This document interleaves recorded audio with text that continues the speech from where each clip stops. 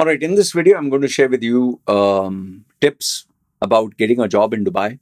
And this is predominantly for newbies. And the reason why I'm making this video is because after, you must have checked my YouTube channel. I was speaking about those sisters, those Keralite nuns. And because of which I think I've suddenly spiked up in the number of South Indians, especially Christians, who want a job in Dubai, UAE, obviously in the Middle East, and they want a good job, good salary. They want to start their life. There's nothing wrong in that. You want tax-free salary. You want a better standard of living. Very good. And you want to, take care of your family and, at least live a good life. All this is fine. But the problem is your approach towards this goal is actually wrong. And I'll give you some of the drawbacks, and I will hopefully give you a couple of corrective tips for free. All this is for free. Now, before I even start with the video, please, I just have a small request to tell you is, I understand that you look at me as a brother and, my brother in Jesus Christ, or thank you so much for supporting the nuns and all that. And then obviously the next statement is, brother, please, can you help me in getting a job, a good job or a job in Dubai, UAE? See, here's the problem with this. Number one, I don't know who you are. Okay. You might be a good person. You might be a bad person. You might be a bad person pretending to be a good person. Or maybe you're a very good person, fine, but you don't know your job.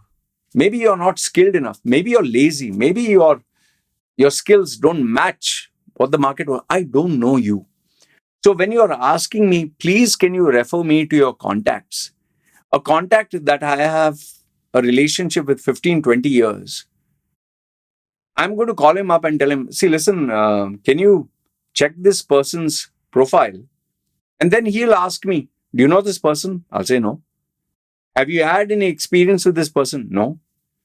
Do you know how good this person is? Is it good, average, bad, terrible? No. Can you stand as a guarantee for this person? No. Then obviously he'll ask me, then why the hell are you recommending this person to me when you have no idea who this person is? Okay. And then obviously your thought process would be, okay, can you just forward my resume to him? Now herein is the second problem. The resumes that most of you send me is, I'm sorry, but I have to be blunt with you. The resumes almost all of you send me is rubbish, is bad, is terrible. And I'll tell you, what do I mean by that? Just because you have submitted your resume to some agency or some service provider, he puts some nice colors, he puts big sounding words, he puts keywords and industry jargon, and he makes it sound like as if Shashi Tharoor is giving a speech, does not mean your CV is wow. It may impress an uneducated person like, wow, what big words, wow, what, jargon, oh, keywords. It doesn't work. That is an outdated model that is not practiced ever since the 1980s or 90s. I've been in this industry for nearly 25 years, and I can tell you without a doubt, even if you use AI, ChatGPT, Gemini, Perplexity, Merlin, whatever, I can spot it in seconds, and it's simple. Anyone in HR, anyone, because we literally see more than 10 to 20 resumes a day. This is how we make a living. So when you send me a resume, I know for a fact you didn't make it. I know for a fact an agency made it. I know that it has been copy-pasted from the internet. I know it uses a template. I also know that the words are bombastic. It's like making a Tinder profile or a Facebook profile typed by somebody else. It is not you.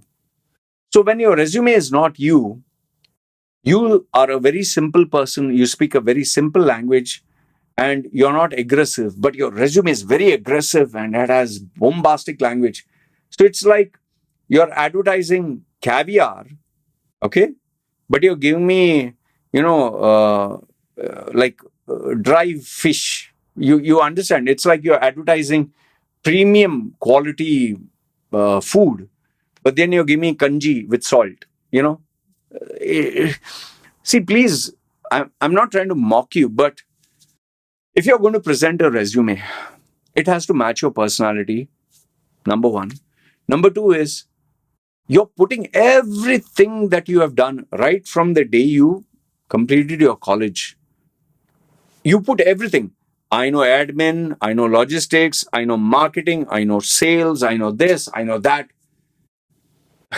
It's not humanly possible. You can't be the jack of all. If you're the jack of all, then anyone can replace you. Then we don't need you.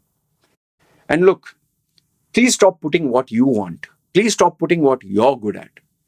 Let's say, for example, the employer. The employer, he wants, let's say, he wants someone who knows Oracle software. And you know all the softwares except Oracle.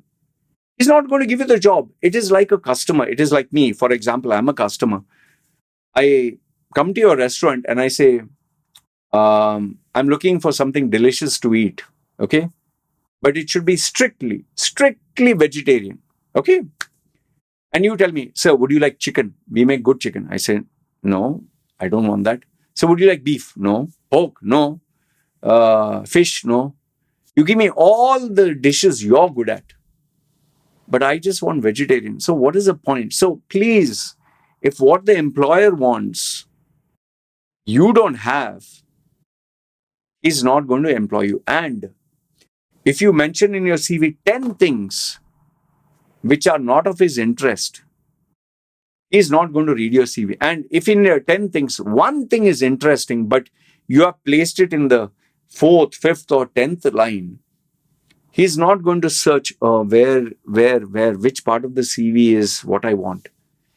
If within 7 seconds he doesn't find what he wants, he's going to look at his CV, nah, reject.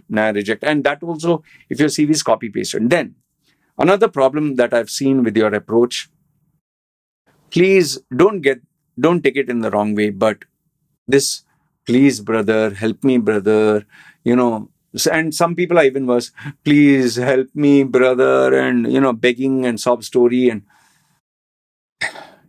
this approach doesn't work. You need to have a little bit of self-respect. You need to have a little bit of,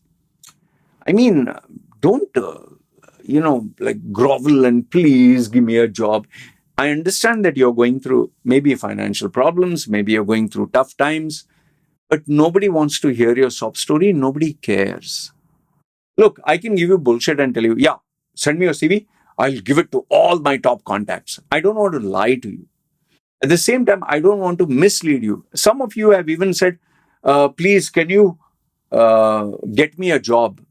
My dear, I don't have, 20 vacancies waiting and, I'm going to fit in. I'm not into job placements.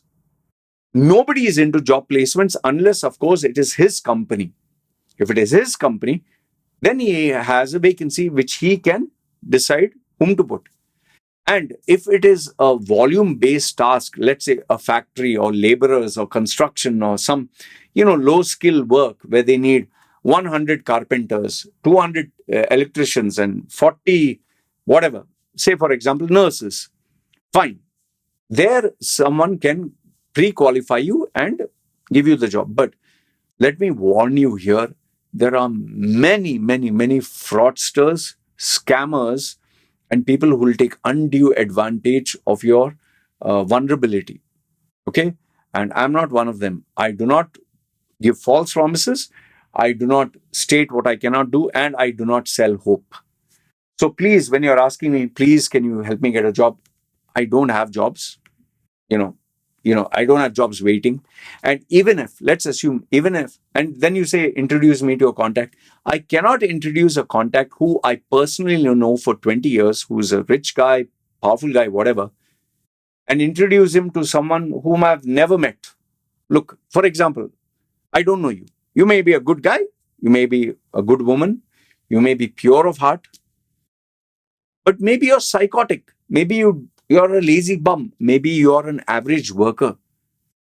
So how can I introduce my contact to you? What will I tell my contact? Please employ this person. I've never met this person. He'll say, can you stand as a guarantee? I'll say, no, why should I stand as a guarantee? Then he'll be like, then why should I pay my money and employ someone I don't know? Now, I know this might sound discouraging, but I need to present facts as they are. The biggest reason why you'll not get a job, most of you, is because, for example, I got this lady who wanted to join for sales. Okay. So she said, I can prove anything, brother Loy, just give me the job. I promise you, I challenge, I will achieve. Okay. I asked her a very simple question. Which area would you go? Let's say for retail sales, which area would you target? Would you target, let's say, Orfa Khan? Would you go to Fujairah? Would you go to, let's say, Marina? Would you go to Al Nada area? Would you go to Musafa? I gave a couple of names of places in UAE. She was completely blank. She was like, I don't know. I said, okay, which is the best place to go, Dubai or Karama? Where would you hunt? Which company would you go for? What time of the day would you prefer to approach her? Do you know how to enter Jabal Ali? She was completely blank. I said, all this is basic knowledge of someone who's there. Now, obviously, I don't expect you to memorize and know all this without being there. But the employer knows you don't know anything. So why should he offer you the job when he can give someone with little bit of experience? So UAE experience is must for someone who wants a slightly senior role in UAE. Okay, keep that in mind. And the Indian culture versus the UAE culture is two different things. The Indian way of doing things and the Dubai way of doing things is totally different. In fact, even the climate itself, the heat and the fast pace, you'll be shocked. It'll be a cultural shock. One final thing which I want to tell you before I conclude this video is you cannot get a job sitting in India sending emails. If you want to get a job in Dubai, UAE, make sure your resume is what the employer wants, not what you want. Not filled with jargon, copy paste, fluffy words, simple. Preferably one page if possible. And you have to be in Dubai. You can't apply for jobs in Dubai being in India. Nobody is going to entertain. Unless, of course, you're such a rare skill that people are actually actively searching. And be careful of these agents who are in India claiming that they have contacts, connections in UAE and they'll get you a job. Tall claims. Do not accept even the offer. I'll guarantee I'll give you a job. Tell them you get me a job, then I'll pay you the money. Or you can, after you give me the job, you take my salary 1 month, no problem. Otherwise, don't buy into it. So you cannot get a job. And yes, sending emails does not work in UAE because people spam you like crazy. I get sometimes over 1,600 emails, notifications, messages. Do you seriously think I go through each and every one of them? I don't have the time. So companies get over sometimes 800 to 4,000 emails when they advertise a position. So if you want to stand out, you have to physically be there and you have to physically go and meet people and physically apply. And before I conclude, I just want to tell you one thing. This is especially in relation to Christians. They give a lot of sweet sounding words. Brother, sister, Jesus loves you, God bless you, this and that. But where actions are concerned, we're actually doing, I see very little of it. I'm an ex-Christian. I'm an ex-Catholic. I was part of the Mangalorean community. I know how it is. So it is not me bad-mouthing it. I'm telling you this. People will give you a lot of sweet talk, lots of sweet talk, especially when you're rich and you're happy and you're successful. But when it comes to actually helping, zero. They'll tell you, I'll pray for you. God will bless you. Pray to God. Have faith.